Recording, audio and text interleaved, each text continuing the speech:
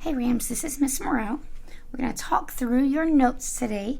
These are pages 15 and 16 in your notebook. Okay, so the first thing we're going to do, we're actually going to talk through this as like an example of real life situations. Okay, it's classifying rational numbers. Okay, and it says we're going to classify whole numbers, integers, and rational numbers using a visual representation such as a Venn diagram to describe the relationships between sets of numbers. So, we're going to start out with looking at people before we look at numbers, okay? We're going to make it make sense with people. So we have a list of people. We have Samuel, he's an 8th grade boy. Maria is a 6th grade girl.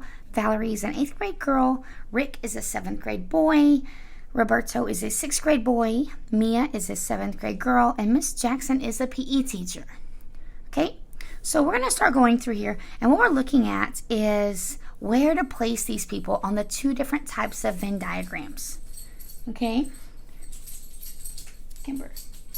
So the first one is Samuel. He's an 8th grade boy. So let's look at this up here. Is he a middle school student? Yes. Is he a 6th grade student? No. And he's certainly not a 6th grade girl. So we're going to put Samuel out here. Okay. Now on this one, Samuel is a middle school student. But is he a 6th grade student? No. And he's not a 6th grade girl. So we're going to look, we try to place it in the most specific place possible. So we're going to put Samuel right here. Okay. Maria is a 6th grade girl. So let's see over here where this works, okay? Is she a middle school student? Yes. Is she a 6th grade student? Yes. Is she a 6th grade girl? Yes. So she is all three. So we're going to put it where all three circles overlap and put Maria right here. That is small, I'm sorry. Okay, on this one, Maria is a middle school student and a 6th grade student and a 6th grade girl, so we're going to put her here. Okay, Valerie is an 8th grade girl. That means she is only a middle school student, but not a 6th grade student or a 6th grade girl. Okay, so again, Valerie would go out here. Okay, Rick is a 7th grade boy. That means he's a middle school student, but he's not a 6th grade student or a 6th grade girl. So Rick is over here. On this one, he's a middle school student, but not a 6th grade student or a 6th grade girl. Okay, Roberto is a 6th grade boy. So let's look at this. He's a middle school student and a 6th grade student, but not a 6th grade girl. So where I put him is where these two overlap, but not anywhere inside of this 6th grade girl circle. So we're going to put Roberto right in this area. Okay, on this Venn diagram, Roberto goes into this circle here because he is inside of the circle that says 6th grade students and inside the area that says middle school students, but he's not inside of the 6th grade girls group. Okay, so if it's right here, it means it's both of these. Okay, Mia is a 7th grade girl. So she's a middle school student, but she is not 6th grade in any way. Okay. Now, Miss Jackson is the PE teacher, so in this problem, it would actually go out here. And when we do this, we won't have anything outside the graph, but it's okay. Okay, she's outside of both of those. Now, we're going to relate this to using our Venn diagrams and our numbers, okay? Now, you notice every student that's on this graph, I'm going to use the highlighter, is within this circle. No matter what the rest of their classifications are, they're inside this circle here, okay? Because they're all middle school students, okay? All right, now, a rational number is okay, so first, let's look at these questions right here, I'm sorry. What does it mean if a name is placed in more than one circle? So like Roberto here is in this circle and this circle. What does that mean? It means that he is a part of more than one category, okay?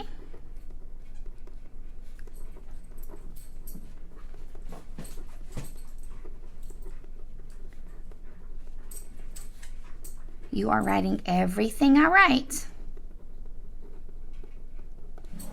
Okay, next, we're going to write each number as a rational number in the form of A over B. Now, a rational number is any number that can be written as a fraction as long as the denominator is not 0. Okay, all of these are going to be considered rational numbers.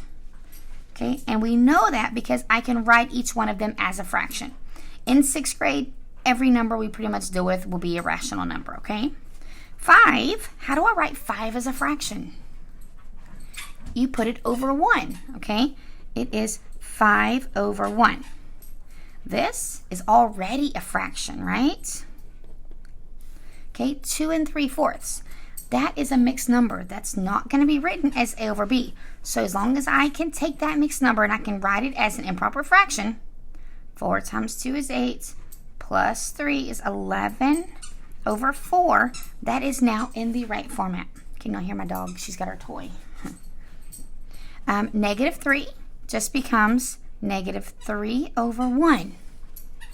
Okay, this is a decimal, and that's okay because this we read it as 7/10, and we would write 7 over 10. These aren't so bad, right? Now this one, I'm actually going to look at it as 2 steps, okay? This is negative 1 2/10, which then I could turn around and say, well, 10 times 1 is 10, plus 2 is 12 over 10, and it was negative. Okay, that's still A over B. It's still a fraction. This one would be 12 over 1. Okay, this one right here. 4 times 2 is 8, plus 1 is 9 over 2. That's your mad skills, right? Multiply, add, and then the same denominator.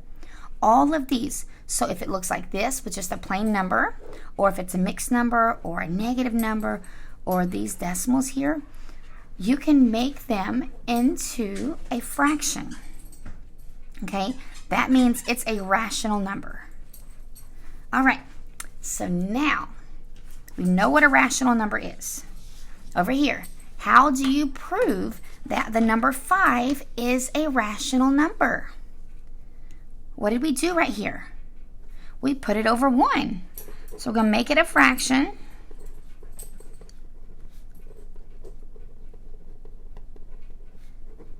By putting it over 1. Oh, you're all right. Sorry. Okay. Next, we're going to ignore that for a minute. I'll go call them back. Okay. Next, we're going to look at actually how to classify some numbers, okay? We're going to circle all of the integers. Okay? Now, an integer is all of these numbers, these positive and negative numbers. Now, what we call them is the whole numbers and their opposites, and that's okay. We're going to circle all of these integers. And what I mean by integer is all of these cute little numbers. Integers are positive or negative. Okay? Integers can be positive or negative. So you realize here we're circling every number on here. Okay? They can be positive or negative. Okay?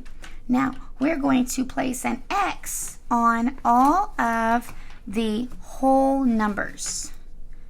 Okay, so your whole numbers are the positive only. I call them the kindergarten numbers.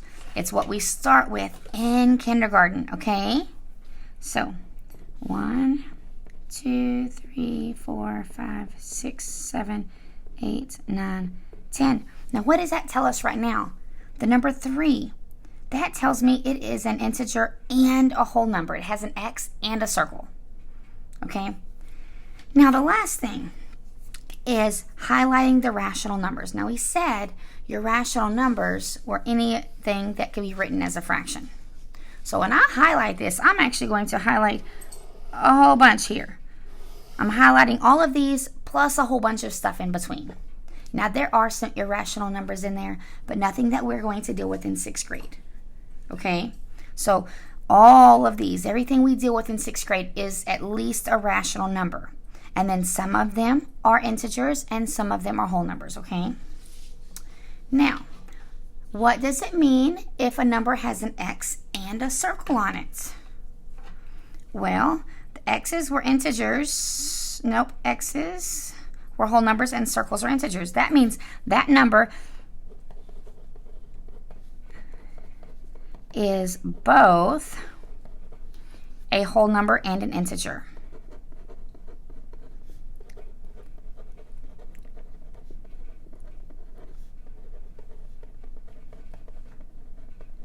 Okay, I'm going to try to write a little bit faster on the rest so I don't run out of time here, okay, because I can only upload a 15-minute video.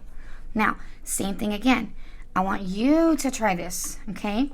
Circle all of your integers here, okay? Integers were all those ones that we saw on our number line, right? If you saw it on here and we circled it before, we're circling it again. Oh, negative 9.0. Be careful. That is an integer because it is the same thing as negative 9, okay? And that's an integer. That's an integer.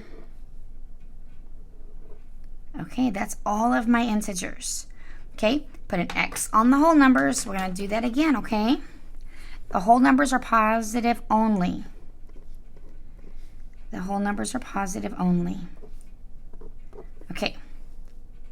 Now, how do you place a number that belongs to, oh, that's for the next part, in more than one category. Now, this is the biggest part of the lesson here. Okay, we have to look at where these numbers fit. And I'm sorry, it's kind of blurry. This says rational number, integers, and whole numbers, okay? Write the numbers where they belong. So we look at negative 3. Is it a rational number? Yes. Is it an integer? Was it on that number line? Yes. Is it a whole number? No. So whole numbers are positive only, right? So negative 3 is an integer. Now, it is inside of this circle and this circle, so it is actually both, but we put it in the most specific place. Now, every number we deal with is a rational number. So that means every number is going to be within that somehow. Okay, so negative 3 is a rational number and an integer, but not a whole number, so negative 3 would go here. 17 is positive, so it's a rational number, it's an integer, and it's a whole number, so it goes here. And this one, it's all 3, so it goes in the middle. Negative 1.26. That is not one of those numbers that we circled or highlighted. So that is only a rational number, so it goes out here. It's not inside those other circles, okay? What is my time? 2 more minutes, okay? 5.9. It's not one of those whole numbers there. Okay? 4/9. 4/9 is not an integer or a whole number. It is not one of these numbers that we saw on our number line, okay? So it means it's a rational number only. Oh, 4/9. 4/9, okay? Negative 99. It is negative. It's not a positive one, so it's a rational number and an integer. 1.5, see, I want to check here. Watch this. If 24 divided by 3 is 8. So this is actually negative 8. So while it may look like it's just a rational number, be careful because it is actually an integer and a rational number, okay? So it would actually go here, negative 24 over 3. Okay, because negative 8 would be that. This one is 1/3. Okay, so rational and rational, okay? I'm out of time.